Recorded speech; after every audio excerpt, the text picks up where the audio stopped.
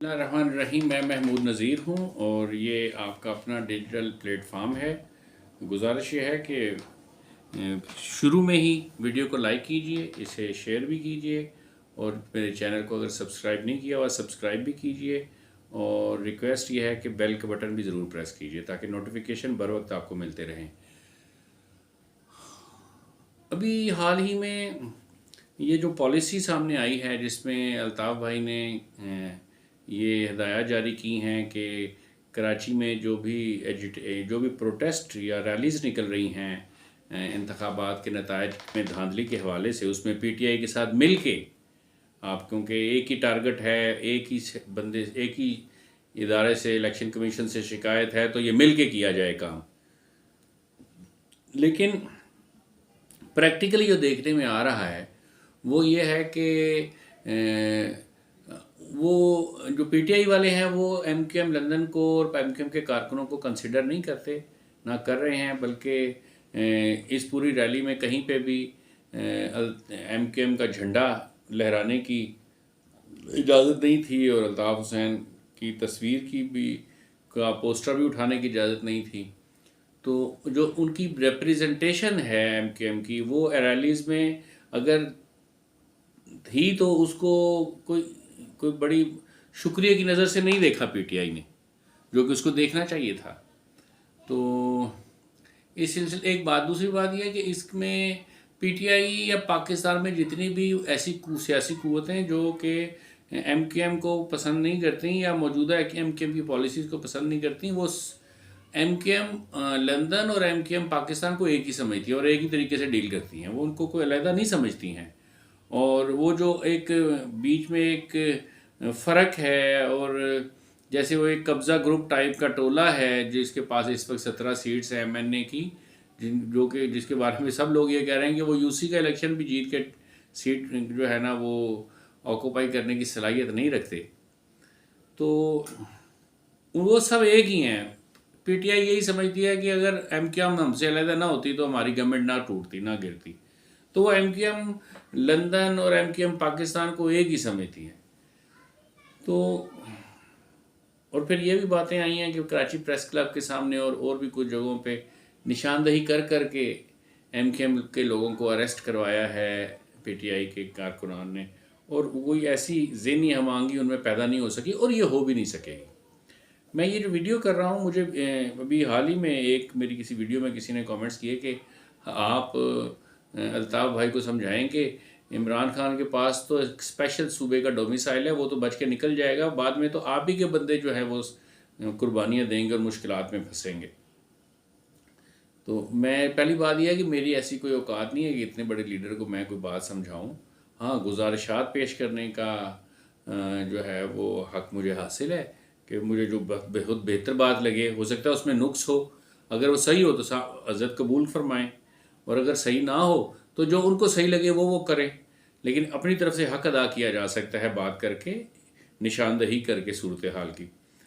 अब कुछ लोगों का ये भी कहना है कि वक्ती तौर पे और ज़ाहिरन कुछ ना कुछ फ़ायदा इसका अल्ताफ़ भाई को हो सकता है कि वो ट्विटर पे आके अपने स्टेटमेंट्स देते हैं या उनके इंटरव्यूज़ आ रहे हैं, छोटे छोटे से टिकटॉक्स आ रही हैं, तो उसकी वजह से वो आहिस्ता आहिस्ता इन हो रहे हैं।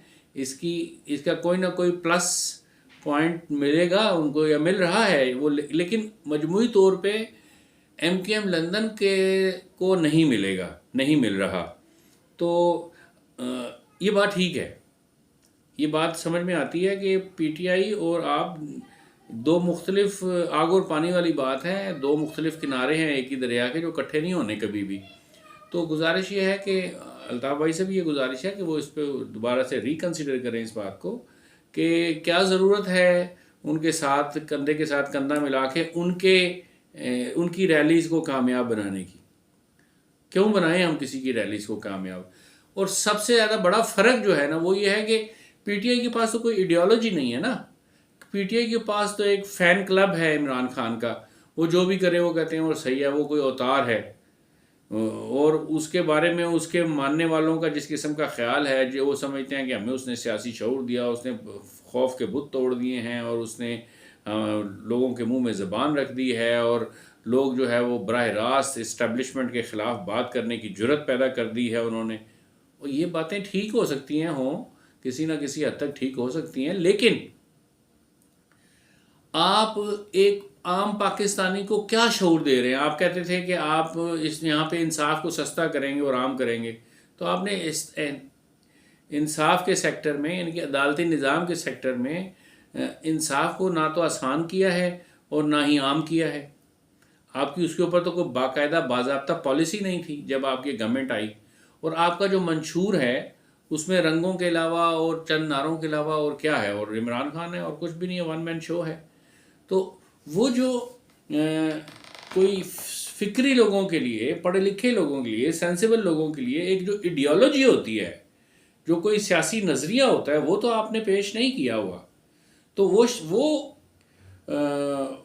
वो पॉलिटिकल पार्टी जिसके कारकुन के पास कोई नज़रिया या सियासत ही नहीं है, उसकी सियासत की बुनियाद चोर चोर चोर के नारे के ऊपर है कि सब बड़े जितने भी लीडर काम कर रहे हैं उनको चोर चोर बोलो, बार बार चोर चोर बोलो, हैं मरियम के पापा चोर हैं, ये कुछ बात है करने वाली? ये कौन सा तरीक़ाकार है? आप पूरी कौम को बदतमीज़ बना रहे हैं और आप, यही आपकी पॉलिसी है। आप उठ के पहले फ़ौज के कंधों पे चढ़ के आप आए हैं प्रोजेक्ट इमरान के तहत हुकूमत में, और फिर जब आपकी उनके साथ नहीं बनी तो आप उन्हीं के ख़िलाफ़ हो गए हैं और इस एंटी इस्टेब्लिशमेंट हो गए हैं। तो आपने एक नैरेटिव भी दे दिया एंटी इस्टेब्लिशमेंट होने का। इसके अलावा पाकिस्तान के लिए आपके पास क्या ऐसी प्रोडक्ट है, पॉलिटिकल प्रोडक्ट है, जिससे कि पाकिस्तान के फ्यूचर के या प्रेजेंट के बेहतर होने की कोई सबील नज़र आती है? नहीं है कोई भी। जबकि अल्ताफ़ हुसैन के पास जो लोअर मिडिल क्लास को एम्पावर करने का जो कॉन्सेप्ट है, जो उसकी पॉलिटिकल आइडियोलॉजी है, वो एक ऐसा प्रोडक्ट है जो बिकने वाला प्रोडक्ट है। वो ऐसा प्रोडक्ट है जिसकी एक अंडरस्टैंडिंग है सब लोगों को, और वो उसकी समझ है लोगों को, और वो सही है। और उसका जब आप किसी जगह पे बैठ के डिबेट करते हैं तो आप सामने वाला आपको जवाब नहीं दे सकता, क्योंकि आपके सामने जो भी कोई पॉलिटिकल पार्टी या कोई भी एक्टिविस्ट आपके सामने बैठ के इस मौजू पे बात कर रहा होता है, वो किसी ना किसी वडेरे को, किसी ना किसी जागीरदार को, किसी ना किसी सरमाएदार को रिप्रेजेंट कर रहा होता है। तो उसके पास तो कोई किसी किस्म की कोई पॉलिटिकल आइडियोलॉजी या पॉलिटिकल फिलॉसफी तो नहीं होती। तो आप जब इन दोनों को, गधे घोड़े को बराबर कर देंगे, तो इससे गधा घोड़ा नहीं बनेगा, लेकिन घोड़े की वैल्यू कम हो जाएगी। तो इसलिए बेहतर ये था कि आप इस किस्म का कोई एजिटेशन कह लें या रैलीज़ कहना चाहिए, एजिटेशन ज़रा मुनासिब लफ्ज़ नहीं है, जो आपने रैलीज़ निकालनी थी, या तो आप अलहदा निकालते अकेले से, या फिर वो भी ना निकालते, या कम अज़ कम कुछ भी करते, लेकिन इनके साथ मिलके ये ना निकालें, क्योंकि इनके साथ मिलके निकालने से हमारे आम कारकुन की इंसल्ट हो रही है। वो आपको, हमें वेलकम नहीं कर रहे हैं और हमारे आने की इस बात को नागवारी की नज़र से देख रहे हैं। तो बेहतर ये है कि हाँ, अब करने का क्या काम है मौजूदा हालात में? करने का क्या काम?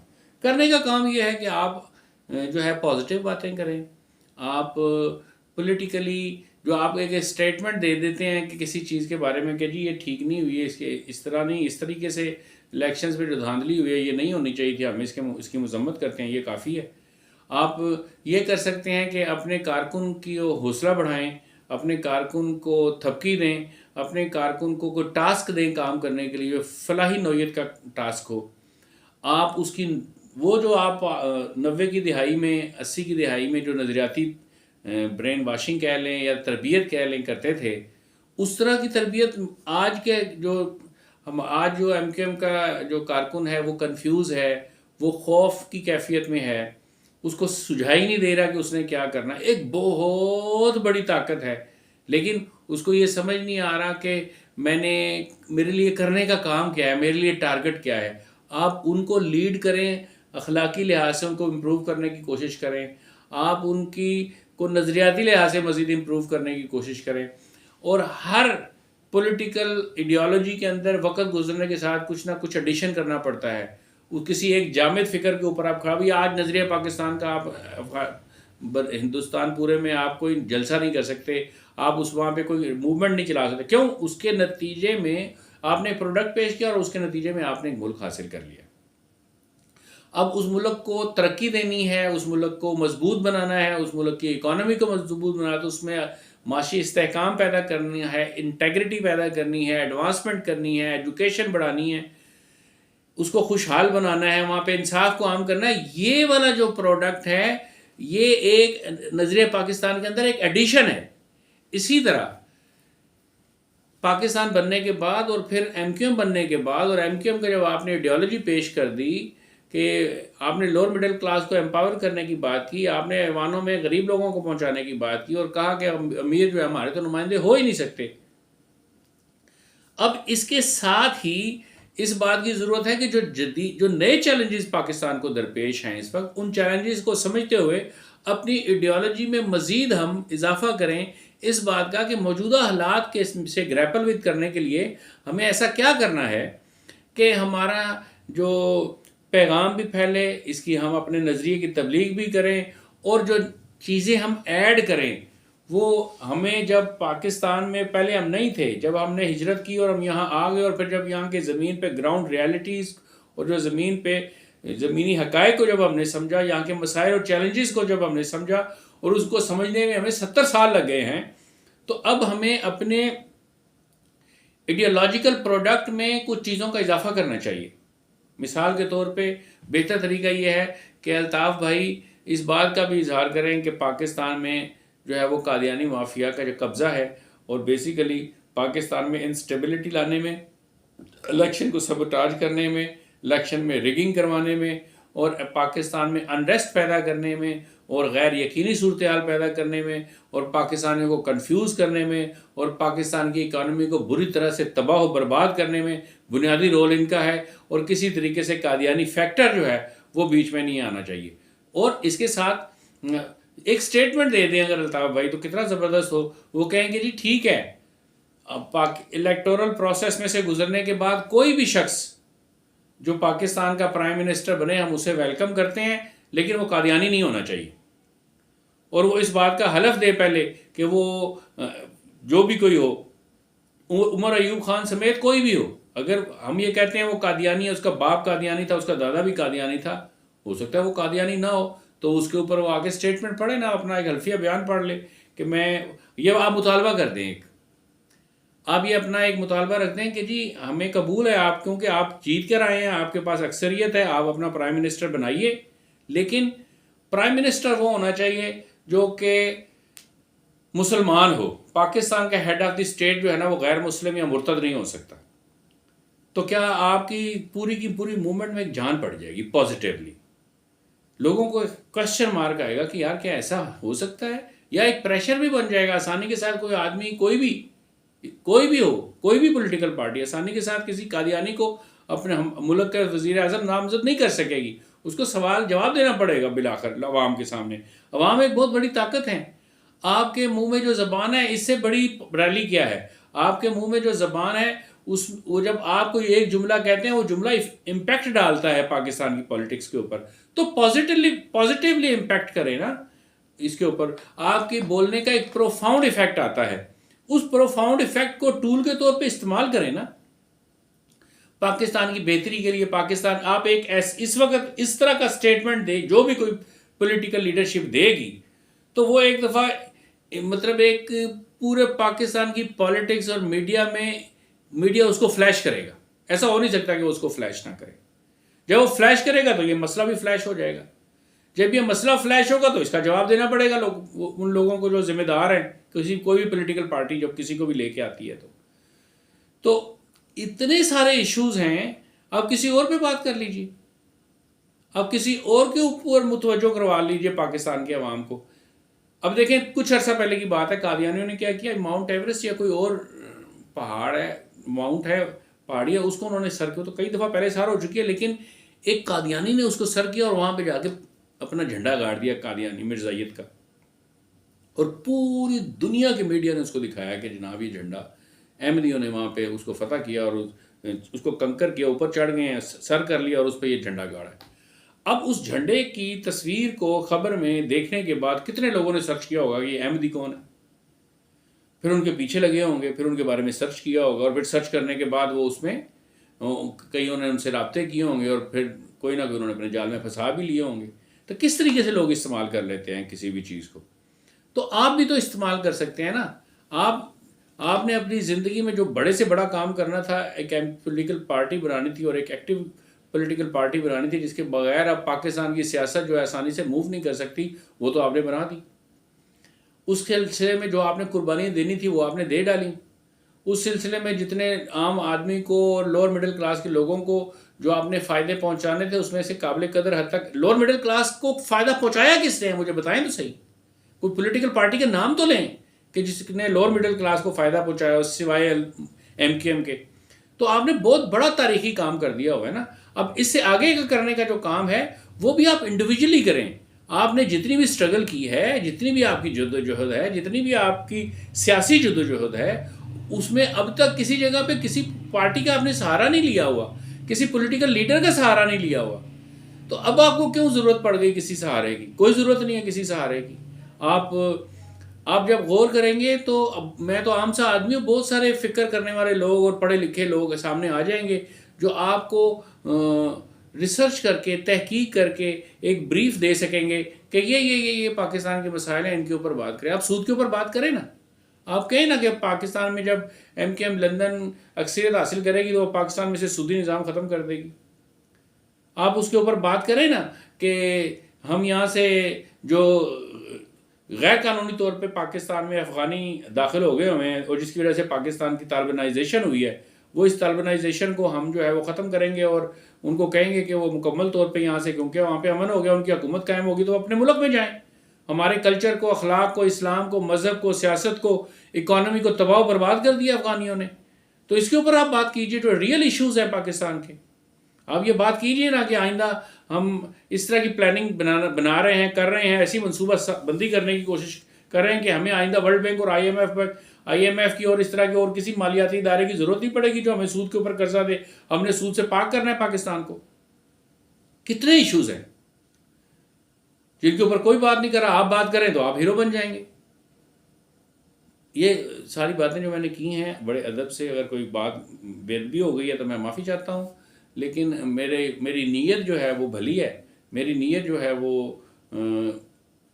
पाकिस्तान की, एट दी एंड पाकिस्तान के लिए है कि पाकिस्तान फले फूले, एक नमूने का एक मुल्क बनो, एक ऐसा मॉडल स्टेट हो और ऐसी मॉडर्न स्टेट हो कि जिसको देखकर, जिसके निज़ाम हुकूमत को देखकर, जिसके निज़ाम सियासत को देखकर, जिसके निज़ाम मईशत और निज़ाम अदल को देखकर दूसरी एक पायलट प्रोजेक्ट हो ये पाकिस्तान दुनिया के अंदर, और फिर इसको देखकर और रियासतें इसी तरह के निज़ाम को अपने यहाँ पे भी नाफिज करें।